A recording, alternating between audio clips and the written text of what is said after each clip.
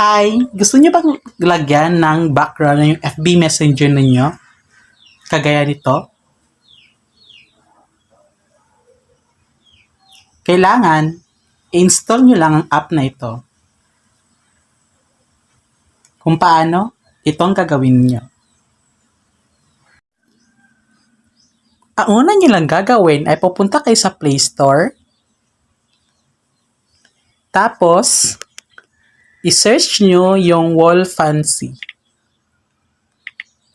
So ito, yung My Wall Fancy Messenger background. I-click nyo. Tapos, kailangan nyo lang ito i-install. Kaya sa akin ay naka-install na. Kaya dapat i-open nyo na lang.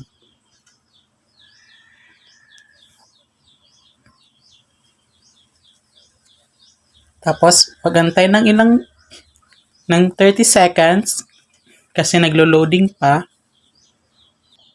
Tapos, i-X nyo lang yan.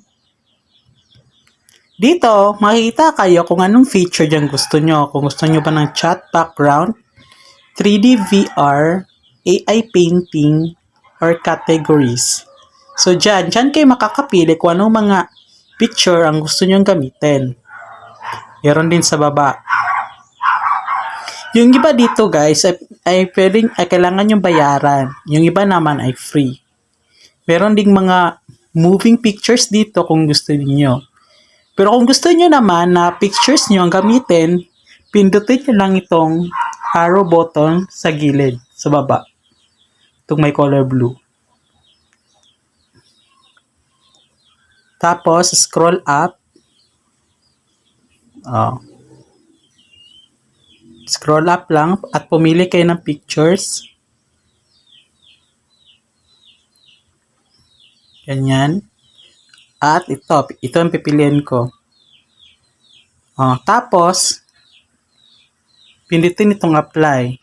Tapos, piliin nyo lang kung anong app yung gusto nyong paglalagyan. Pwede siya sa WhatsApp or Messenger or sa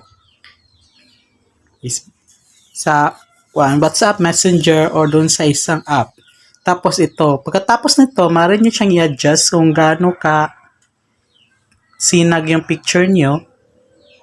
Pwedeng ganyan, pababa. Kung hindi masyadong makita, kung gusto nyo parang makita, ganyan. So, kayo nang bahala mag-adjust dito sa opacity. Tapos, pinito nyo na itong apply. Pero bago mag-apply guys, i-check permission nyo muna para ma-install nyo yung app ng maayos. So, ayun na. Back.